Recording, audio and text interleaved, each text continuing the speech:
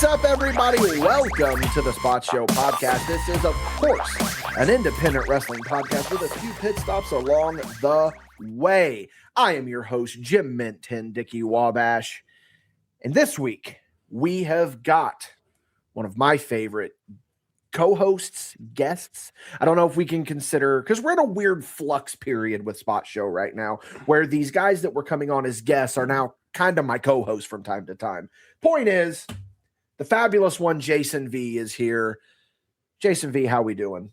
I kind of feel like, what was it, season 7 or the last season of that 70s show when Eric Foreman didn't come back, then they had that weird other guy, and then they're like, you're not Eric, but I guess you'll do. That's me, because Madrox isn't here, but I mean, I'll wander in. I think a good comparison as well is when you talk about the Brady Bunch, like when it went off the rails, is whenever they brought in Cousin Oliver. And the funny thing is, we have Uncle Oliver that comes on. I think Oliver should be Cousin Oliver. Yeah, I don't know, guys. Like, so I guess I'll come on when I'm not busy. But yeah, man, this is exciting. This is going to be a fun little conversation. Before we get too much into the conversation here, so this is the reality of being friends with Jason V. Is I constantly look at him, right? And I wonder, what bit is he doing currently? What is he trying to do to pop me? Or is this just him? He is currently drinking out of a cup that has, as one does, that has, I don't know, it has a Game Boy silhouette on it with the buttons and the screen, and he's drinking out of it. Now, I'm trying to analyze the layers of this. What exactly is meant to pop me? None of it, really. I just wanted I really wanted a chocolate milkshake. Oh, you're drinking a chocolate milkshake. Hell yeah. And I know you're calorie conscious Dicky right now. So I'm drinking this milkshake for 2. I also never know the dimensions or the measures of ice cream to milk, and I always make it too runny. And that's so this is homemade. This is a homemade milkshake. Yeah, I always do. See? Okay, yeah. Look at that. Okay, so I always do that. My father has a friend who makes incredible chocolate malts, and he has the formula broken down. Now, I am not at liberty to reveal Dr. Dan's formula for the perfect chocolate malt, but so I guess that begs the question, are you more of a runny milkshake guy, more of a thick milkshake guy? What are you here? I prefer somewhere in the middle. Like, I don't want to give myself a little bit of an aneurysm to like try to slurp up the triple quadruple thick milkshake. But I also don't want just really high calorie chocolate milk either. So I mean, it's somewhere in the middle. I don't know. Shakecast 2026. I was going to say, if you want high calorie, Shakecast, brother, new podcast coming to MadBash Studios. If you want high calorie chocolate milk, just go get True Moo at that point. Do you remember the True Moo time period? I love it. I love it. I have $17 Generals on my sales route, and they just started getting True Moo in their coolers, and there's a big sign on there that says "New at DG True Moo," and I say, "Yeah, buddy." Could be drinking a lot of True Moo. I could tell you a tale. Listen, we were on True Moo long before everybody else. That was a staple of those Thursday night shows. Stop at the same gas station every single. So here's the formula that we would follow. Because, this is, of course, an independent wrestling podcast, and we take a few pit stops along the way. And this one is going to be very pit stop heavy, what I want to talk about this week. So let's front load it with the wrestling. So yeah, that's a good point. Thursdays, right? I would drive to Georgetown. I would meet up with one fabulous Jason V. Sometimes we would have others in the car with us, like Sean Reifman. Shout out to Sean Reifman. Shout out to Sean Reif. Shout out to Mike Underwood, I think would go with us from time to time as well. He punched Sourdough in the face with his wife's boob that one time, and his eyes watered, and I was so happy. Oh, yeah, that did happen, didn't it? We're, of course, talking about Sean Reif, not Mike Underwood. Not that it's important, but we would get in the car, and we would go to champagne, and we would stop at Schnucks every week. Oh, yeah.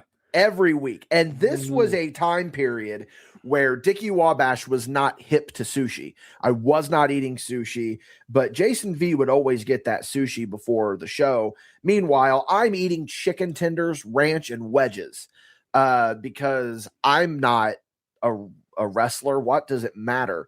Mm-hmm. So that was always our pre-show nourishment. But then, oh, buddy, after, it was what I would look forward to. We would stop at the gas station and we would get that. I don't know if it was a full pint of True Moo, but ooh, you suck down that True Moo, some powdered donuts. Come on. Oh, yeah. Yeah, buddy. Get a couple of Slim Jims. You'd be good to go. That's your protein for the night. That's the protein. Yeah. As if the processed chicken tenders weren't enough protein, I suppose. No, that was always fun, was to pick out the road trip food. And we've had the conversation about road trip food before, because your way that you do road trip food now is just full blown plate of pancakes. But back in the day, you would think that you called me out for me eating on the road all the time. And I just sent you that picture of the pancakes. I said, is this enough for you? Is this enough? And is this enough? Just putting on the lipstick, crying. Am I pretty enough for you yet? No, like, it was always, the old adage was always like, hey, get something that's easy to eat while you're driving. Not if you're Brian V. That is not what he does anymore. He just drive. I just picture you knee on the trying to cut him. It's good that I have a modern car that pretty much keeps me in between the lines on the road anyway. Keeps me in the lane. I, on my way back from NVW's show this last weekend, I stopped and I got some Taco Bell. And hoo boy, eating a cheesy gordita crunch while driving, I got cocky. I thought I could do it. The cheesy roll-ups went down no issue. But Dickie, you're calorie conscious. Look, it was late and I was hungry and I had a calorie deficit on the day. So that's how I justify it. That's okay. So we've got a new segment here on Spot Show Podcast whenever Jason V will be on, and we are going to call it Piggybacking with Jason V. All right. And essentially, I think I just threw you working kind of a curveball here. Yeah, it is a working title. Working title. That means you do not like it. Basically, we talked about it, how you will listen to the podcast on your own time, and then you will make mental notes in your head of things that people say, and then you're like, I remember that, or, ooh, I can add this. So that's what we're going to be doing from now on. Anytime that you're here on Spot Show Podcast, Piggyback and Brian, let's go. This time I actually made physical notes. I didn't just put them in my head, because my head I can't trust anymore. So first of all, I want to call out a buddy of yours, Mr. Shank Barzini. Yes. So you had him on last week. Great guy, great, cool, very cool. So anyway, he had his little banner, and he was flexing about how cool his banner is of his UWC. His UWC banner, UWC banner. So I would just like everybody to know, anybody, if they ever see House Show, don't at me, bro, because I got one too. So look at that. That's an old school one. What happened? I thought you had the one where you were holding the flip cam and pointing. No, that was just, I don't know. I don't know what that is. That was just a promo pic. Definitely. I think it was just a promo pic. This is one that Jordan Perry that's his work. I forgot his work name. That is his work name. Jordan Perry Periwinkle gave me this when they closed down Pro Wrestling Glory. PWG, not that one. Yeah. Yeah. Well, look at you flexing. Look at you flexing. I don't have much anymore. So I have some new accoutrement behind me. As you can see, I have a Primal Rage graded comic. That's pretty cool. I've also got a shelf that I need to put together here, but I'm lazy boy. That's okay. What are you doing here? What are you? It's so far away. I have I guess that's true. All right, Piggyback. What else you got? All right. So you had Walt on the podcast, more specifically. Lovely. So I love, truth be told, I love Shank. He's one of my favorite people. He's the one that put me out of the business, for anybody that didn't know. So, but he had Walt on there that got him into the business. Yes. And I love Walt. And he was telling some stories. And I was there for some of those stories. Well, first of all, he gave you a ton of practical advice on booking. And then I remembered, like, maybe last time I was on, I was supposed to do that. And I didn't, not necessarily, because my ADHD kind of pushed me in a different direction. No, not really. It's kind of one of those, like, you don't, as long as you're getting it from somebody. As long as I'm getting it from a lot of somebodies. I think it's one of those things where I kind of got to read between the lines as well, too. Yeah, because the truth is, I don't know how to do any of this stuff. I just worked with whatever I had, and whenever I had it.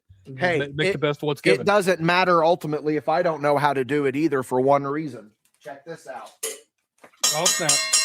Nope. I have a ring bell at least, so that's cool. Apologies, headphone users. Oh, was that bad? It could have been. My fault. Don't know. My fault. Anyways, but so he was talking about the still vibrating. Hang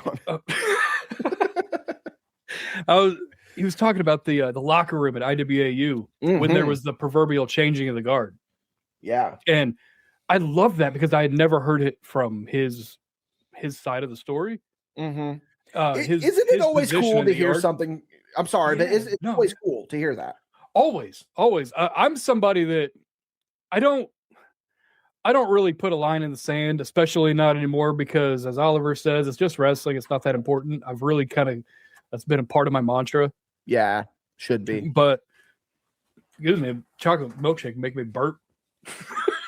Probably not. Yeah, probably really building up the phlegm in the throat too. Yeah, it's probably a good very thing. Professional. Very good. So he was saying about this clique that kind of took over IWAU, and they were only pushing their buddies. They were always in the main event. They were paying for people to come down, and then all the other people kind of fell to the wayside.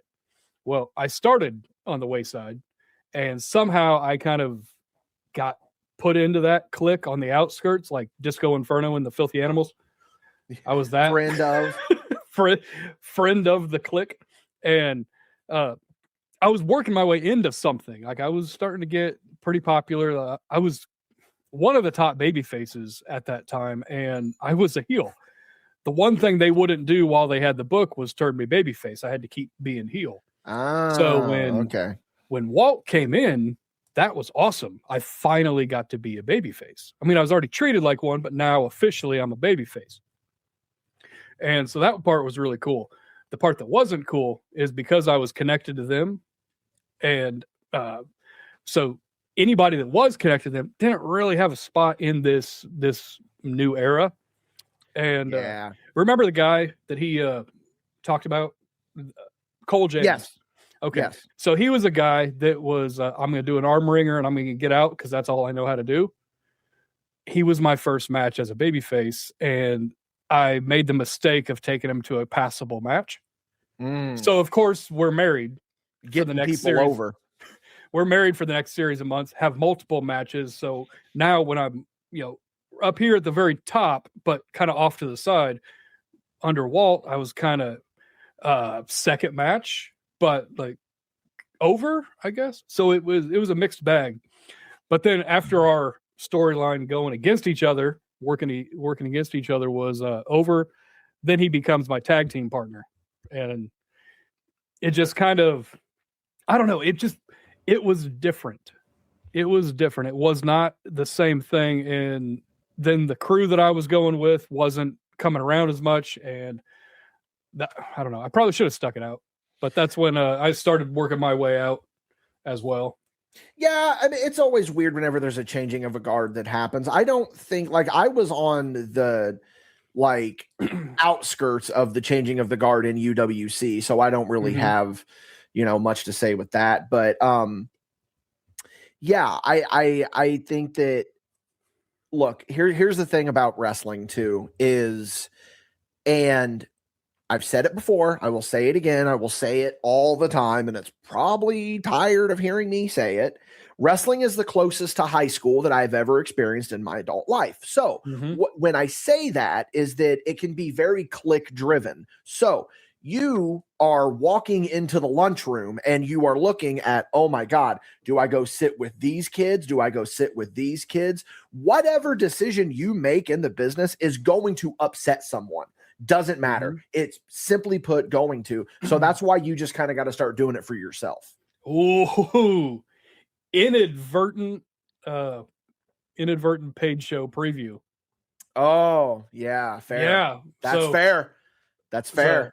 Because I know what this is going to be a good paid show. So later on, I mean, it might be worth the $5. If not, Dickie will give you a refund. He's cool with that. That's a binding agreement. I don't know about all that. So, but as far as piggybacking, I think that was really it. I just loved hearing from Walt. I loved so hearing his side of the stories. Congratulations to him for going into the MadBash Hall of Fame. Yeah, so, you're next, my friend, at some point.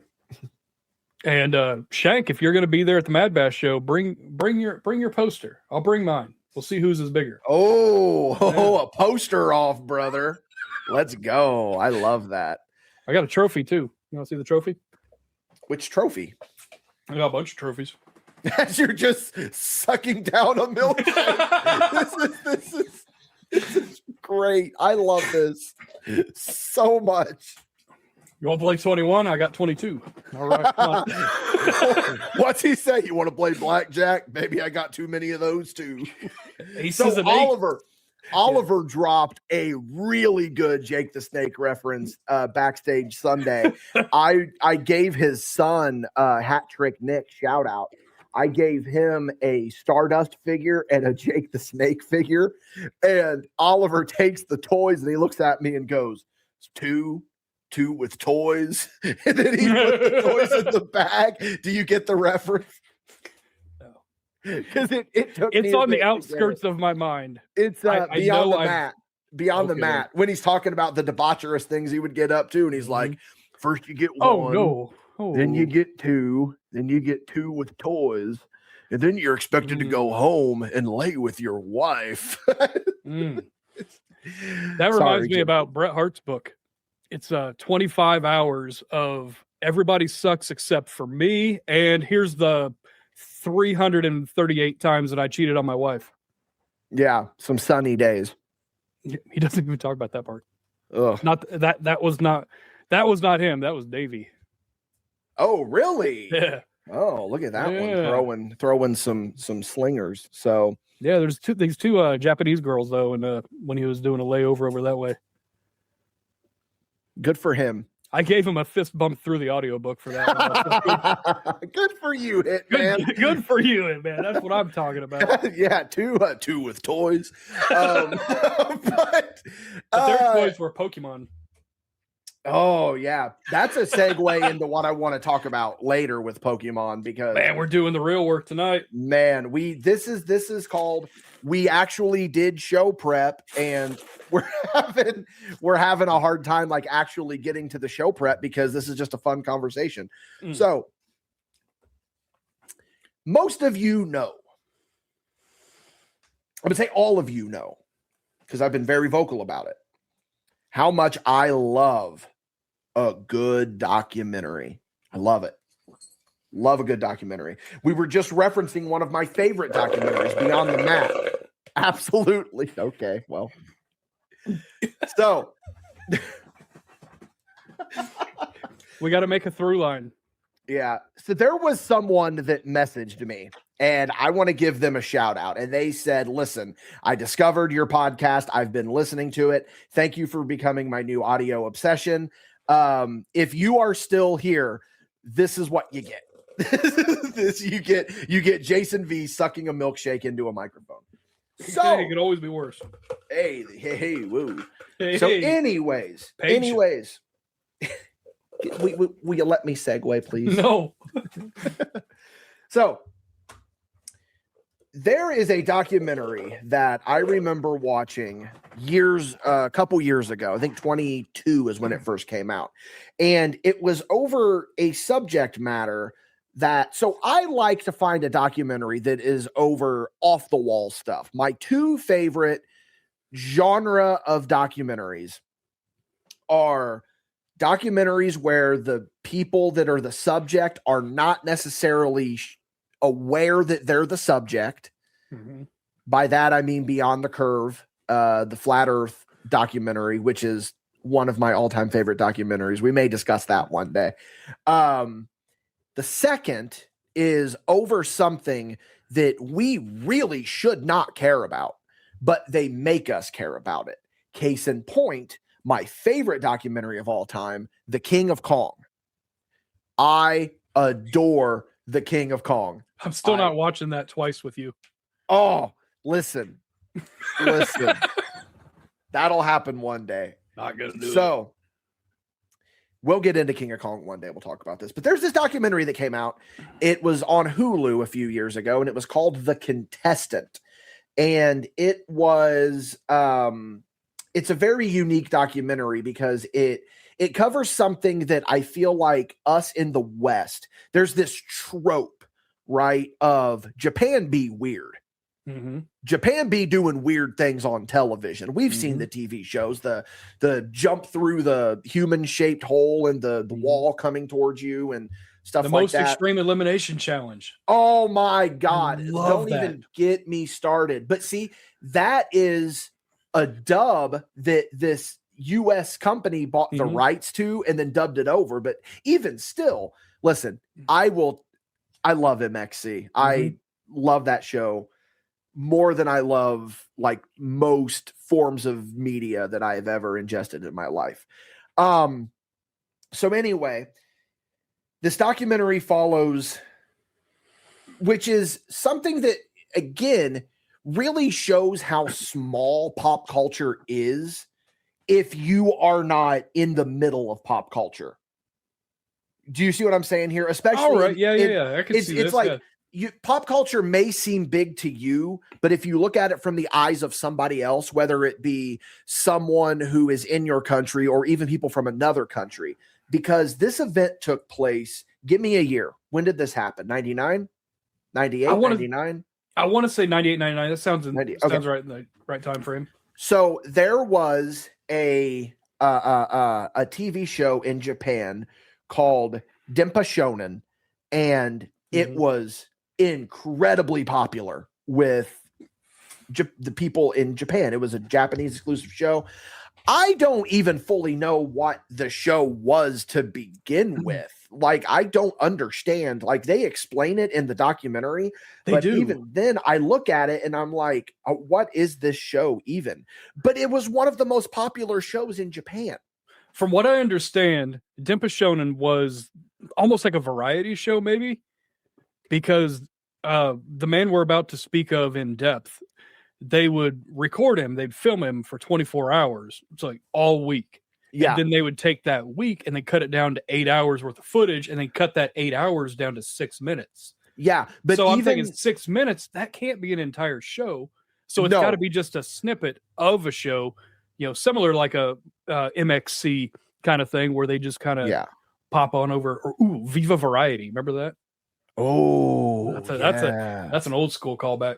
Is it just because we are looking at it with American eyes that we don't understand it? It's got to be, right? It's got to be.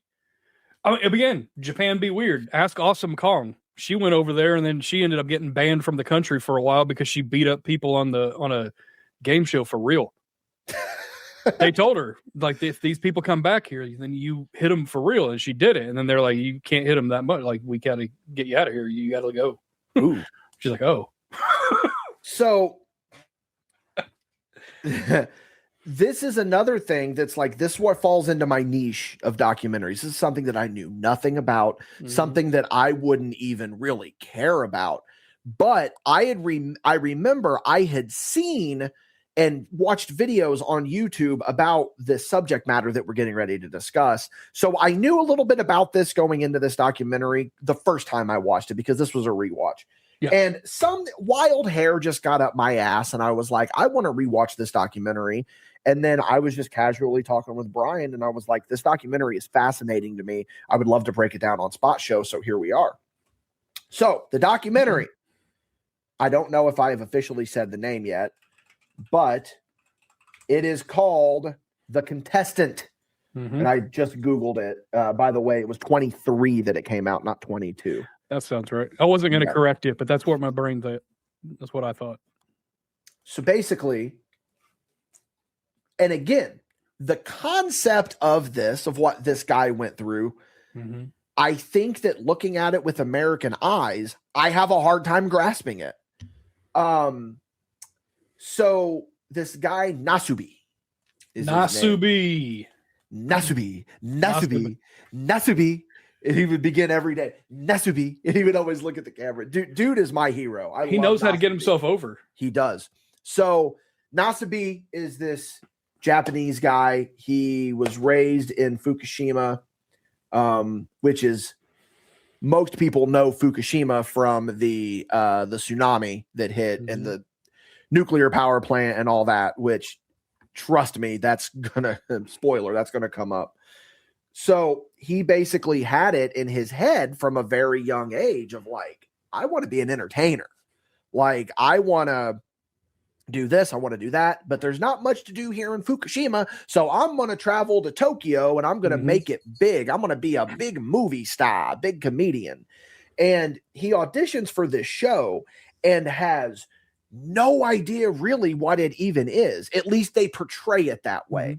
But I also got to look at it too, like, again, looking at it with American eyes, like, knowing what this guy went through, there is no way that he didn't sign a release form. But yet again, this is 98, 99.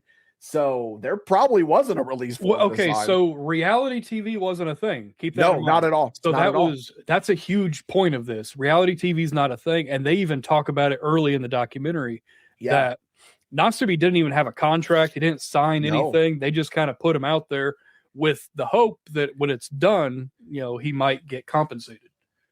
And now listen, when we say reality TV, we're not talking about what we see now, where it's scripted. One time, this is a true story. Oh, please be the same story I'm thinking. It has to be. So Jason V almost got into a fist fight with Blake Reed's brother. That's it. That's the one. Because we were over at Blake Reed's house and he being the brother was watching Lizard Lick Towing, and Brian looks at it and he just laughs and makes a snide comment, and Blake Reed's brother goes, more real than what you guys do. And then I will never forget this as long as I live. Brian just does that cackle that he just did and goes, the sad part about it is that you actually believe that. And then he got shoot mad, and I thought he was gonna knock you out. And we almost had a Dr. D. David Schultz and John Stossel moment right there. Is that fake? That's an open hand slap.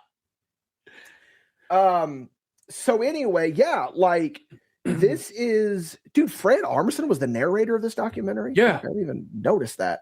So anyway, do you want to lay the groundwork of like what exactly they had this guy do? Because it's crazy. I do have a few notes. I did my homework on this one. I did too. I watched it. Good doc. My first point is that Nasubi looks just like Mikkel Murphy. Yeah, he does, especially when he gets like gangly as the documentary goes on. Yeah, what he's doing his Buffalo Bill Silence of the Lambs kind of dance. Because as he's happy, it shows that he's happy. And not in the way that you think because you're a pervert. But okay. Preceding that, the bullies would beat him up while he was growing up because he's got a weird shaped head. He really does. And he has an eggplant face. Yeah. So when he was doing this and he gets the reason he was okay with doing whatever was because he loved the director. He idolized the director. They talk about it. This director was very respected in his field, like one of the best directors, like in the medium. Like people love this guy. Including Nasubi. Especially Nasubi, because they make the point that Nasubi treated him like a god, and then he looks at the camera stone-faced, the director, and he says, in the entertainment world, I may not be God. I might be the devil. And he says it with such conviction, it's chilling. Doesn't it remind you of that episode of Dark Side of the Ring where they were talking about FMW and Onita is just talking about the guy that they murdered, then he just casually lights a cigarette and goes on about the conversation?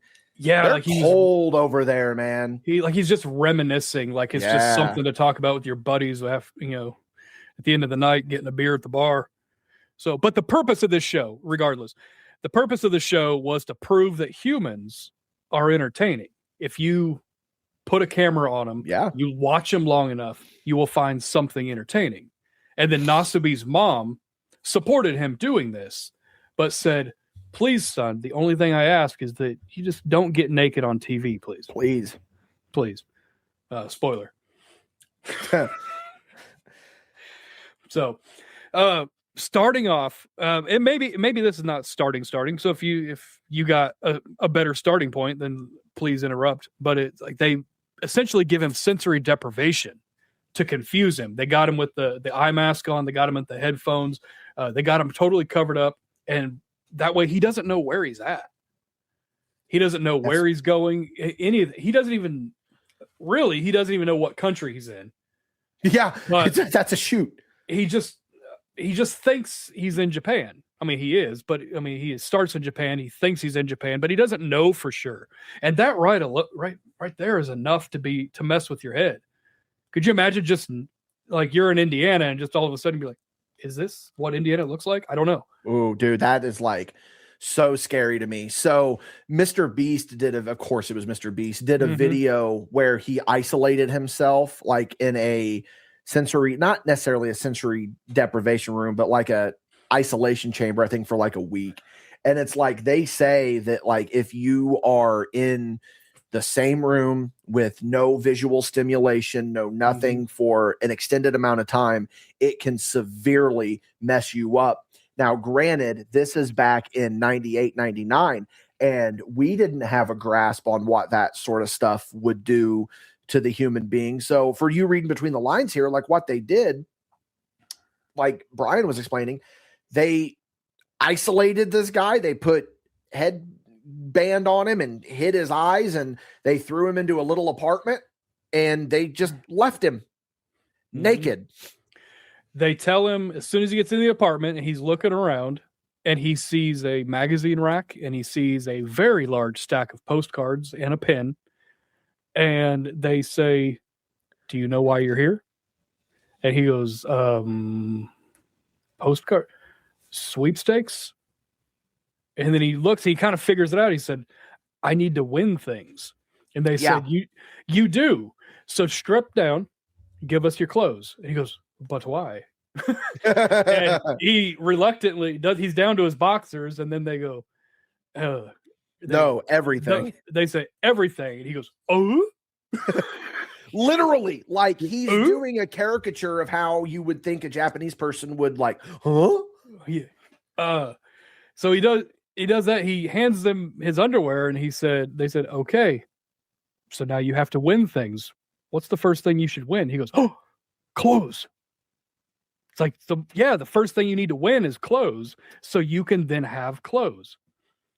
And so of course, since this is going on to TV, they can't show full frontal nudity. So since his name was Eggplant, Nasubi was Eggplant, they used an eggplant emoji to cover his naughty bits.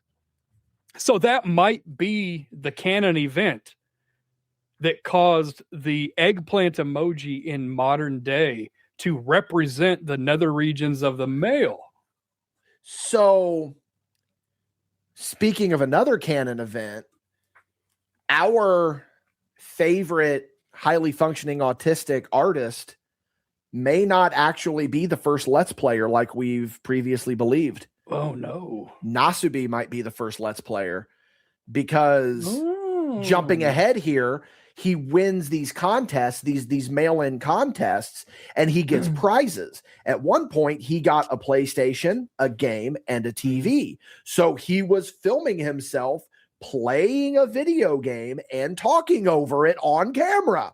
So technically, he was the first Let's Player. He very well could be. Yeah, that's enough for me. Yeah, but no, this is just so that's the setup for this right here, and it's a fascinating story, and the documentary does such a good job of covering it.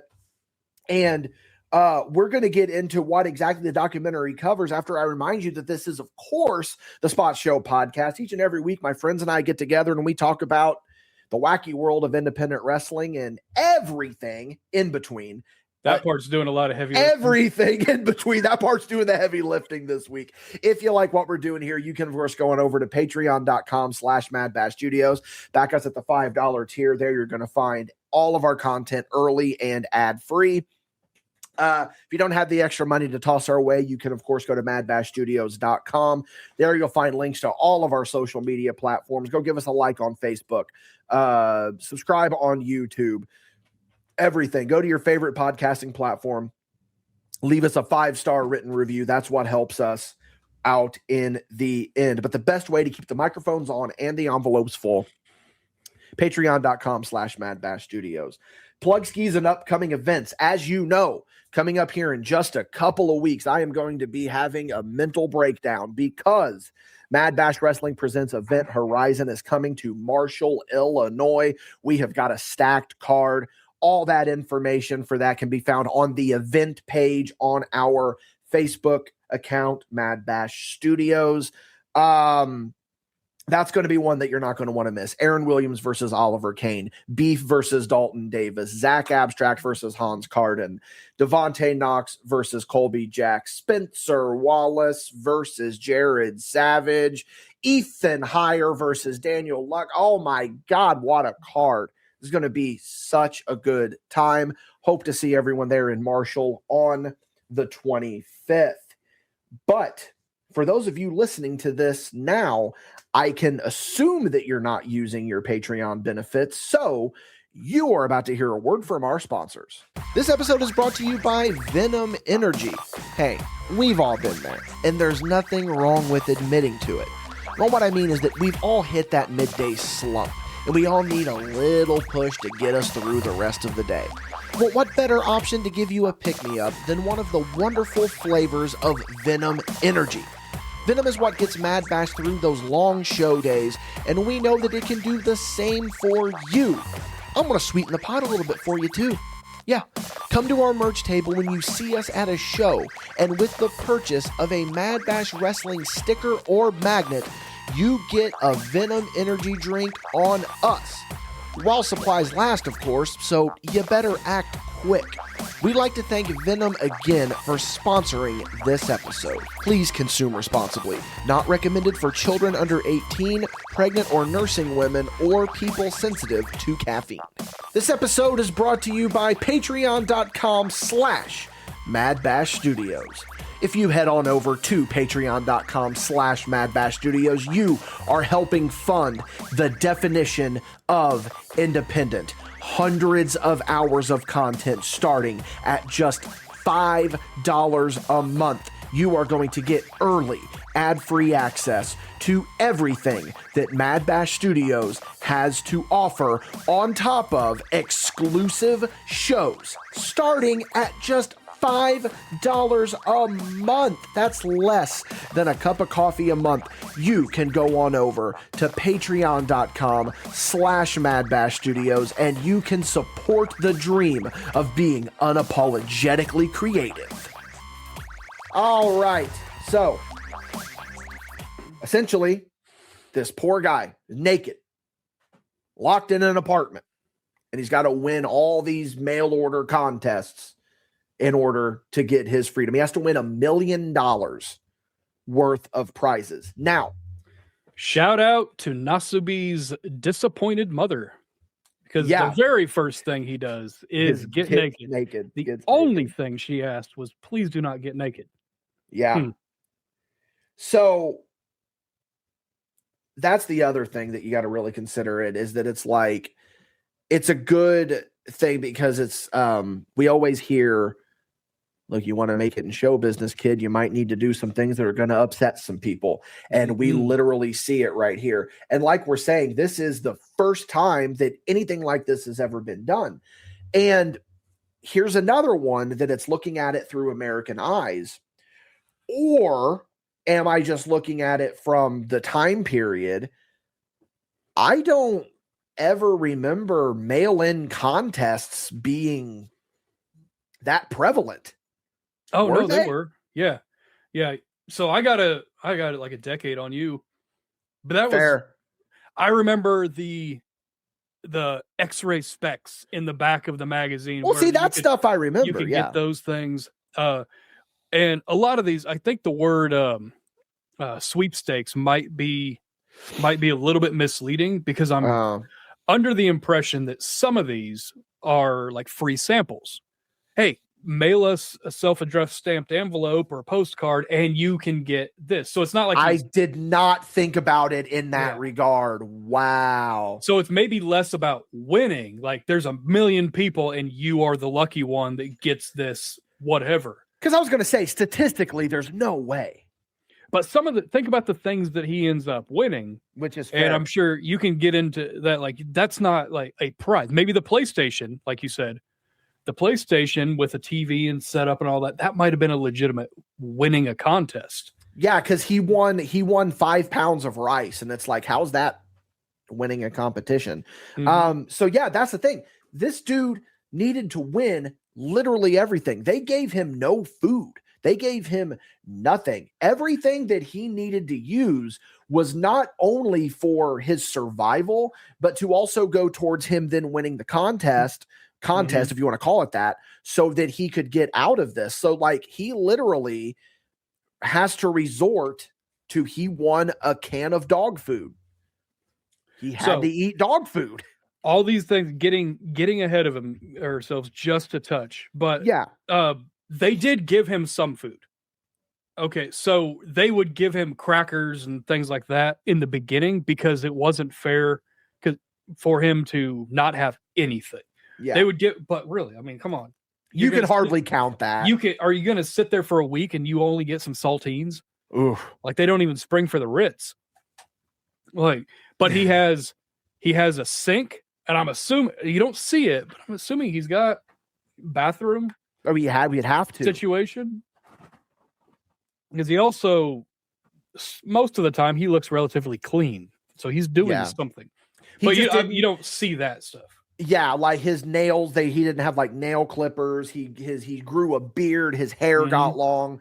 Like, he was, and you might need to give me, without burying the lead here, give me the amount of time that he was in the apartment, because he was in there for a while. 333 days. 333 days it took him to do this. Now, here's the thing, that this is the part, this is what's weird to me, is I'm not even here to talk about necessarily Nasubi and the whole competition. I'm here more to talk about the parasocial aspect of it, because you got to kind of look at where we were. This is 1998, 1999. This is that time period. The internet is in its infancy. Twitch isn't a thing. Now we're used to people just pulling out their phone and be like, I'm live streaming on TikTok right now, or I'm filming content. This wasn't it. This was you would tune into your TV and you would, have all that. This got so popular. This segment of Dempa Shonen was so popular, they decided, we're going to put a 24-hour live stream of this on the internet so that people can just check in and watch it. We're talking crude webcam with 56K modems. Yeah. How are you doing a live stream with that? That's insane. It would take me 8 minutes to download a JPEG of Sable back in 1998. Yeah. And I couldn't imagine trying to go ahead and do that with live content. It's insane. And all I remember too is that, because naturally America is usually behind in terms of technology, but I remember when Big Brother was popular, they did a 24-hour cam where you could get on the website and you could see what was going on. But I know that because look, here's the thing. We're not going to cover everything because like I said, you should go watch this documentary. I highly recommend it. It's on Hulu. Go check it out. I got like 4 pages of notes. We better be covering some of it. Oh no, we will. But we're going to paint it in broad strokes more than anything. It's like the things that he would do, like we talked about at the beginning of this, the isolation of it is really the part that for the first half of this documentary, you're like, silly Nasubi. This is look at him. He's having fun. But then the cha-chung happens, and we get to the second act of this documentary. And you find out it was not all sunshine and rainbows. And it was discovered very early on because, as I said, he wins a 5-pound bag of rice. Well, how do I cook the rice? So he had to. He doesn't have a pot. He doesn't have a pan. He doesn't have a bowl. He has a gas plate warmer or whatever you want to call it. A gas stove. Hot plate. I don't know why I couldn't think of the word hot plate. That's okay. And he had like things of fiber jelly, which I don't even know what fiber jelly is. It sounds like something that if you're going to space to another galaxy, it's like, have you fiber jelly, kid, or something. I'm not real sure. I think it's literally just like fiber supplements, but in probably like a liquid form, like a gelatin type deal. So luckily he kept those. But the very first thing he got, I made sure I made a note of this one. The very first thing he got was the door. He's got to knock at the door. He opens the door because keep in mind, he's in isolation and he's naked, but it's not locked. He could leave at any point. But it's kind of like if a kidnapper kidnaps a woman or man, I guess, equal opportunity, they don't feel like they can. And if they don't feel like they can, it's Stockholm syndrome. So the first person that opened or is there at the door, he's got a bunch of ramen. Oh, yeah. And so it's 10 days deep now, and this man's only had a few saltines. So he sees this ramen. They're delivering it to the wrong apartment. So he's got to smell it. He's got to smell it. He's got to see it. And then they say, well, if you want it, here you go. It'll be this much. And they try to charge him. He says, I have no money. And they're like, oh, okay. And then they just leave. So meanwhile, he's answering it naked. He's answering it completely naked. So it's that idea of handing the kid the lollipop and then pulling it away and then laughing at him. Yeah, that's essentially what they were doing. They were torturing this poor guy. Like, because in the first half, you're like, this is just silly Nasubi, as I stated, just silly Nasubi dancing around when he wins a prize. But then you get to the second act and you realize, okay, so the ramen thing, that was kind of funny in the moment. The fact that he ends up getting this dog food, and it's like, I guess I got to eat dog food. The fact that he gets these steaks and he's got to just dangle them over his hot plate and hope that they cook. He opens one box and he goes, oh, something's moving. Oh, it's a lobster. Yeah, he bought a lobster. It's what the fuck was with this lobster? And then it's a super zoomed in, and I don't know how he cooked this one. But he's like eating the lobster meat, so he's good. He's happy. Yeah, I probably would have kept that thing as a friend. At least I'm not gonna be alone in this adventure. So now you're probably wondering when's the turn. Well, let's get there. Well, first of all, sidebar: this got so popular that people found the apartment, so they had to move him to another apartment without him realizing it. They sneak in there. They give him the sensory deprivation, and he thinks he wins. He thinks he has won. That was really the first level of emotional abuse.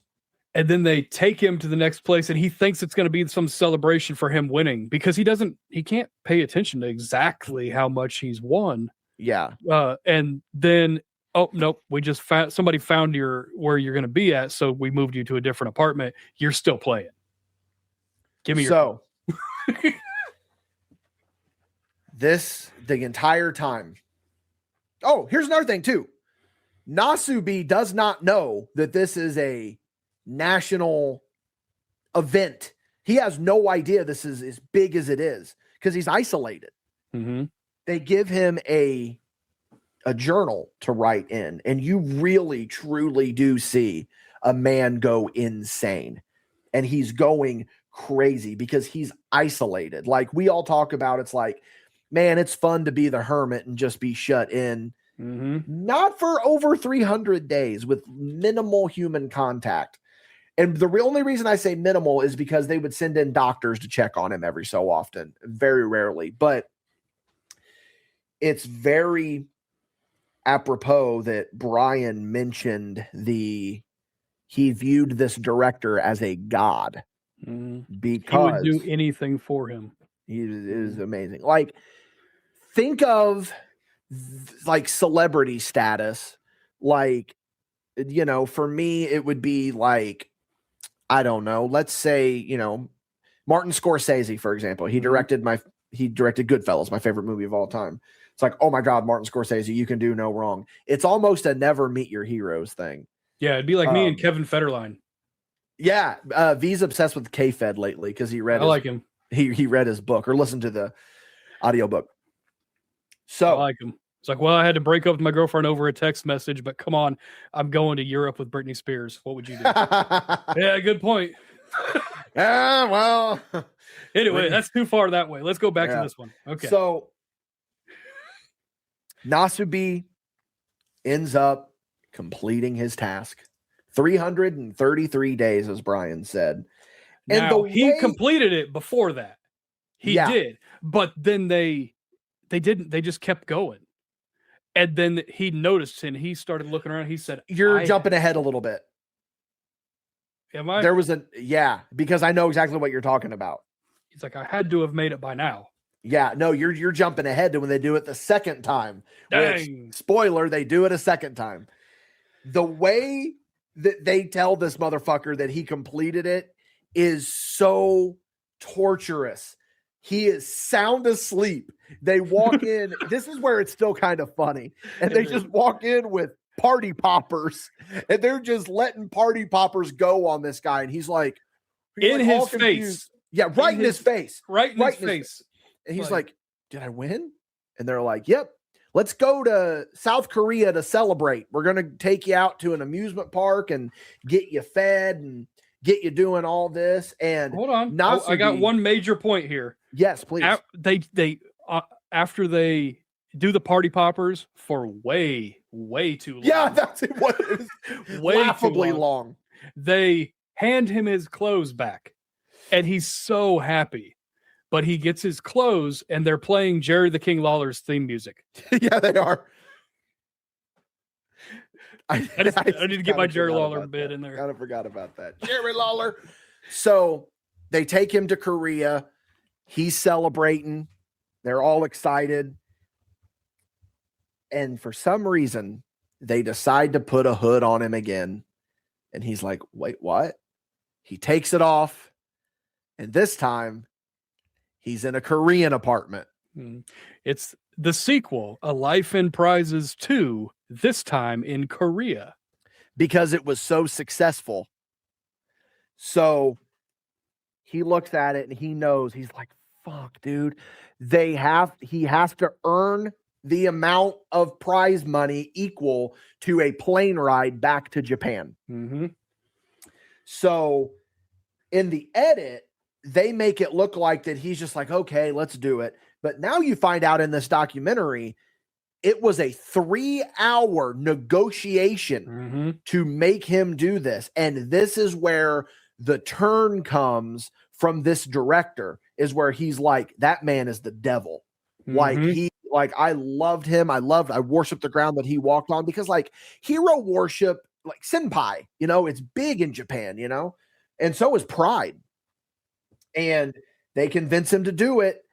But this one was so much more mean than the original, man, because this motherfucker had to learn Korean to fill out these mail-in Post-its. We are dumb English only speaking Americans. Yeah. And so we think, oh, these symbols over in Japan are just like the symbols in China and the symbols in Korea. No, they're not. They're completely different languages.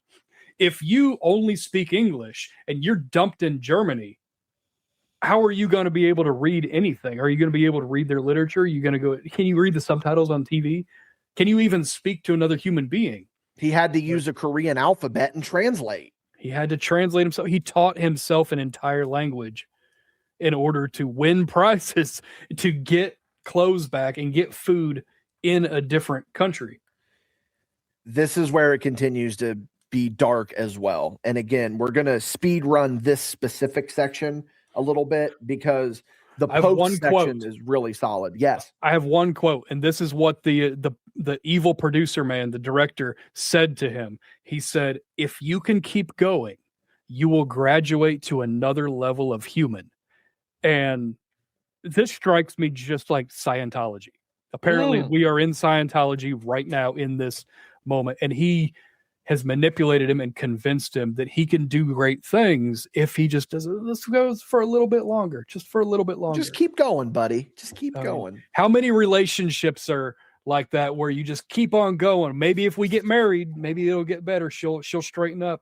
Maybe if I get pregnant, maybe then he'll want to be with me. Maybe if we get a cat, things will be better. But then, someone wants to take a trip to Disney World. Anyway, now you're going too far that way. I know. Hey, it's a spot show, brother. I went to K-Fed and you went to something else. Yep. But anyway, so this is the point where it's real depressing. And it's real depressing. And this is where the documentary isn't as fun anymore. No. And it's just like, man, you're rooting for this guy. It's like, granted, that he makes it out, obviously, because or else they wouldn't be doing this documentary. But it's like, we're learning about this for the first time. And so, long story short, that's why I said that we're going to kind of speed run this part, because it would be repeating ourselves it's just depressed. He admits, he's like, I thought about ending it at one point. Yes. He's like, I got rough. So, and he said that the only reason he did not end his own story was because he didn't have the courage. So not only is it depressing because he's so upset that he entertained that idea, but it's another layer of depressing because he understands that he only chose to live because he didn't have the courage to end it. And that's horrifying. Suicide is weird in Japan and the way they view it. I was listening to an audio book called Tokyo Vice, which I've recommended to you. Mm-hmm.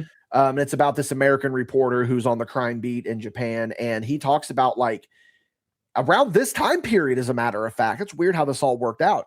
There would top selling books of guides of how to unalive yourself, in an honorable way. It's something that, again, the American mind just can't comprehend because Japan is just so thick on honor and whatnot, Yes. So get out of the darkness here a little bit. Nasubi is down horrendous. And this is what Brian was alluding to. He realizes, he's like, I've had to have won by now, right? Mm-hmm. What they did, they moved the goalposts on him. It was originally a normal plane ticket out of Korea to Japan. Mm-hmm. But now they moved it to first class. And the bitch of it is, he doesn't even get to fly first class because he achieves the goal. He achieves it. He's good to go. They sensory deprive him again, throw him in a truck. He says that he truly felt they were going to take him to North Korea. Yeah, and that's a whole other game. That's a game nobody wants to play. Yeah. So what they do, they bring him out into what he thinks is another apartment, but it's a soundstage with this huge studio audience. And here's where his mental is so messed up. He just, without being told, just instantly starts stripping down naked. This is life now. It's his life. I get put into literally the apartment that he was living in is roughly the size of my studio. Yeah, it's probably like a 12 by 12 or something like that. Roughly. It isn't huge. No. So they build it And he gets in, he's like, oh, damn it. And then they lower the walls on him, and this crowd is cheering, and there's all this fanfare. After he's naked again, by the way. After he's naked again. And he is just, and he just looks shocked. Rightfully so. And then at this point is when he realizes what exactly he's been doing over the last year and change. He did what he wanted to. He's famous. Mm-hmm. He's a famous comedian now. But he went from 0 to 100. Yeah. So let's say, okay, you're the wrestling business. So you're working independent shows, and because of those independent shows, you're a little bit more famous than you were when you were just hanging out playing PlayStation. Yes. Then you go from those independent shows to the upper indies. You're doing your Ring of Honors and stuff like that. And now you're a big stage. But then you go to WWE and now you're a household name. Yeah. You're those levels. This guy is like nothing. He went from nobody. He went from the Brooklyn Brawler to Hulk Hogan. Yeah. That's not even an exaggeration. Honestly, though, I wouldn't even say Brooklyn Brawler. I would say that he went from just Joe Schmo on the street to Hulk Hogan. He went from Glass Joe to Mr. Dream. Oh, what a reference there. What a pull. So that's why I got the big poster. Yeah. He's then talking about like finding the fame and like all of this and having a hard time like adjusting back to life and all this. And this is the part, and I know that I'm sorry you took very extensive notes. I did. I'm pretty close. Okay. We did pretty good. So at this point, when he got out and he tried to, not only because like he's naked on a stage in front of 1,000 people all cheering for him and chanting his name, when before he was just some bum that nobody knew, but now he's ruined psychologically. He doesn't know how to talk to people. He can't look people in the eye, just stuff like that. Just because he was alone for too long, he lost the ability to communicate with the outside world. Yeah. And he's like kind of just floating through life looking for purpose. And then he finds it. He finds it. Because he finds it in spades. Yeah, he does. We love a happy ending here at MadBash Studios. We always do. All you got to do is listen to Big Stupid Popcorn on our $10 tier, patreon.com/MadBash Studios. But the way that this good story begins is really tragic. So we referred to it in the beginning of this, the Fukushima power plant disaster, where there was this big earthquake. It peaked the top magnitude of the Japanese scale. And we all know about this. We all remember. I remember when this happened. I mean, this was only 2011. Big tsunami hits Fukushima, Japan, destroys it. And I know what you're thinking, but Dickie, isn't he from Fukushima? And it's like, yeah, he is. And he took it upon himself to get to Fukushima as quickly as possible and do what he could to help all of them out. Literally, boots on the ground, helping clear rubble, helping save people, even as simple as, okay, here's another part that we kind of glazed over. You got to think about this. He went from Joe Schmo, what is going on, to Hulk Hogan. He's just from a little prefecture in Japan. He was immortal in that town. They worshiped the ground. They thought he was incredible. So that he would fill out autographs for everyone and hang out with them. And it's, it's just like, imagine living down the road from fucking George Clooney or something, like that's what they were doing. And it got so much with that it was like, hey, we apologize. The tsunami washed away the autograph that you gave to us. Even just little subtle stuff like that. He was giving out autographs, giving out food, giving out any help that he can get. And he said that's really what helped him fully get over what he went through on Life of Prizes. And dude, insane. So, okay. But it ain't over there. This is a wild comparison, but buckle up because it makes sense. The origins of Cecil Cerveza were insane. I mean, if you know, you know, but his origins of that character and his life at that time, they were so embarrassing. And he was repressing that for a long, long time until I talked to him and I said, if it wasn't for Bruce Wayne having that moment in Crime Alley with his parents getting shot, then he would never have become Batman. If it wasn't for the loss of Uncle Ben, Spider-Man would have been a pro wrestler. He wouldn't have been. He wouldn't have been great power, great responsibility. So take this negative point in your life, own the narrative, flip it, and then realize that you can do something with this. And this is something that you can then monetize to a point to be successful. And that's what Nasubi did. He took his fame in order to bring attention to. Yeah, that's actually a very good comparison. I mean, it's out of left field, but it ties into our world, you know? Because this is an independent wrestling podcast, remember? And with a few pit stops along the way. And can I tell you where this pit stop is? Yes. This pit stop is going to the top of Mount Everest. Oh. So Nasubi gets the idea. I'm going to climb Mount Everest in honor of Fukushima. And he does. He gets there. Everyone sends him off. And they're like, yay, Nasubi, we love you so much here. Mm-hmm. He's got a whole team with him. Tons of people. Whole team. What'd they say? Somewhere like 200 people or something? They were something like that, maybe. A couple of hundred people. So he gets to Nepal. They get to base camp. And they're climbing up Mount Everest. And then all of a sudden, an earthquake hits. Mm-hmm. I remember this one as well.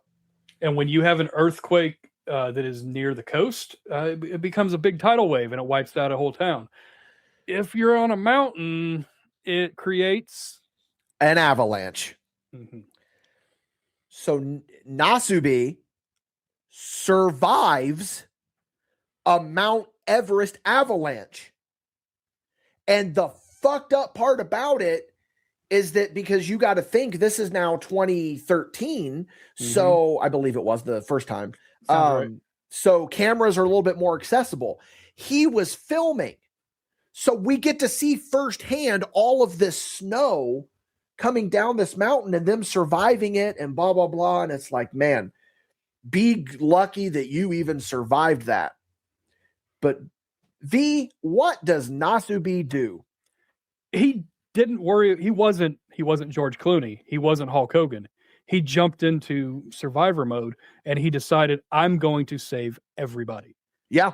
And he jumps and he's digging people out with his hands. He's doing his best to save. There were a bunch of losses. There were a ton of losses because they're at base camp about 3/4 of the way up Mount Everest. But he does everything he can to save whoever he can. Yeah. And then he sticks around. His team leaves and goes back to Japan, but he stays in Nepal and he's helping on the ground and he's doing all this. He's found his meaning in life. And then he decides, I'm going to try this again. Like, damn it, I've got to do it for my home country, for my home prefecture, for my hometown. I got to make this happen. But the problem is, I don't have the money.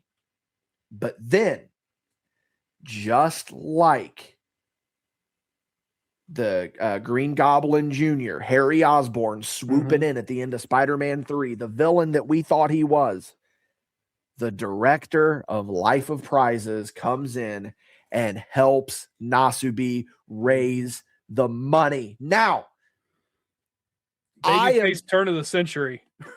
I am legitimately shocked, truly shocked, that he did not come to him and say, Nasubi, what if we lock you in an apartment and you need to earn your money to go climb Mount Everest? But you got to look at the time as well. And I think they don't really come out and say it. It's kind of like they don't really look as favorably on Life of Prizes at that time period as they did. So they raise all this money. Nasubi goes. And I got to tell you, the ending of this documentary will bring a tear to your eye. Yeah. Because it's Nasubi literally on the top of the world. He is on top of Mount Everest. They gave him a Fukushima flag signed by everyone for him to plant on top of Mount Everest. And it's him. He gets up there, he takes off his mask, and he's filming and looking around. Credits roll. And my God, what a documentary. What a story. What a story to tell, man. Big props to Nasubi. His quote at the very end is insanely inspirational. And he says, helping those around you can give you deep resources of inner strength. Basically, whatever you put outward comes back to you on the inside. Like it comes back to you tenfold. Essentially, yeah, that's essentially what he says. Like, it's like inspiring. I'm trying to, okay, so it wasn't anything. I thought that you and I kind of went in more detail, but all I texted you back was, or texted you was, Nasubi is my guy. And it's like Brian just said there, it's like the inspiration, whether you want to believe in karmatic response or what you put into something, you get out of it, whether you want to believe that or not. Man, regardless, Nasubi's drive, my God, to take a terrible situation and make something good out of it. Because look, what really did he gain from doing Life of Prizes? He gained this fame. Okay, so what do I do with this fame? I'm going to help people. And then he gets dealt a shitty hand because his hometown gets hit with this earthquake. And he was like, fuck the fame. I'm going to help the people of my hometown. Oh my God. It's so inspirational. All right. So it's a call to action. You know what you have to do now. What do I got to do now? Well, you got to lock Colby Jack up in a room. Oh. And it's going to be the Contestant. Of course it would be Colby Jack. And he would be the one to do it. He would do it. He would agree. Okay, guys. We just got to figure out how to modernize it. I don't know if we're doing like Instagram likes or whatever. I don't know. We'll workshop that. We'll workshop that one. Yeah. But listen, Colby Jack, get ready. Get ready, brother. You're about to get locked in my basement. Would it be the first one? No, the first cow. Oh, the first cow. Yeah. I have multiple cows in my basement. But no, dude, it's like we said, it's inspirational. One of the most inspirational documentaries I've ever seen. And it's proof that when somebody has nothing, then even the littlest things mean the world to them. I mean, you think about like these videos of like the African children just playing in a mud puddle or something. Think about like the soft ground wrestling when that was really hitting the internet, and all these people just had was a mud pit. They were living their best life. It was just all these knockoff Tommy Hilfiger shirts that they just got airdropped to them. Just slamming each other on the hard ground. Like they were having the time of their lives because they weren't complaining about all the petty problems that we have in modern America, modern world. Like, come on, we just got to look back every once in a while and just be like, what are we doing? Yeah.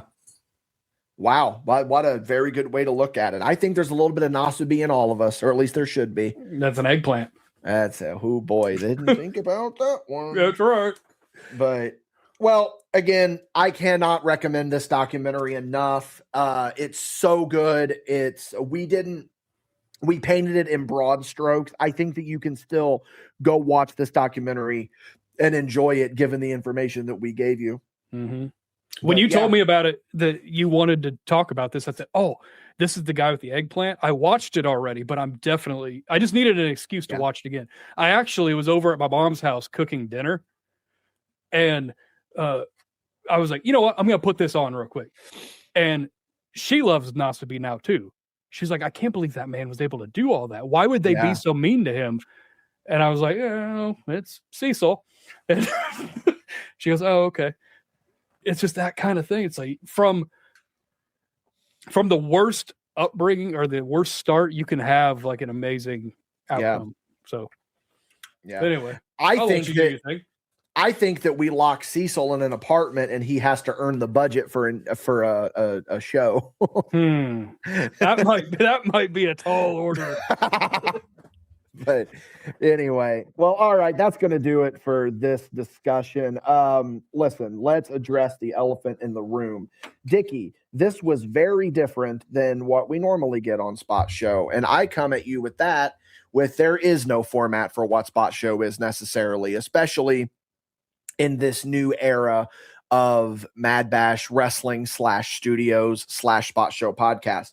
These are confusing times. We're just flying by the seat of our pants, trying to make things happen, trying to make content, talk about things that excite us. And bluntly, current wrestling doesn't necessarily excite V and I. So let's talk about what else we have exciting. The last wrestling I saw of like WWE was Evolution.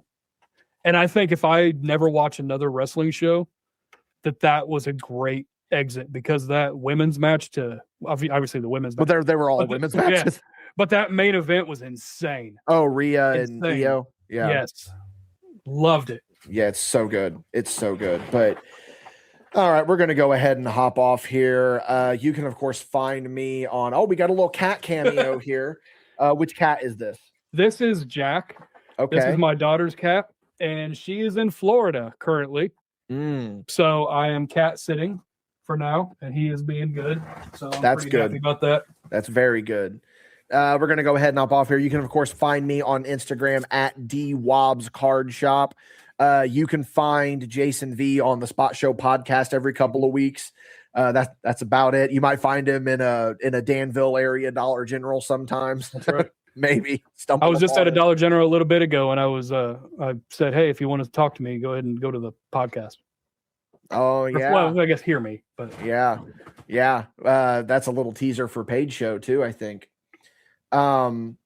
Yeah, so I forgot how I do my sign off. 120 episodes of this, and I forgot where I'm at on my sign off. MadBashStudios.com, of course, the big plug ski, patreon.com/MadBash Studios. Help keep the microphones on and the envelopes full. If you are on the Patreon, you are about to hear us on Paige Show. But if you are not on the Patreon, we will, of course, see you down the road on some form of content.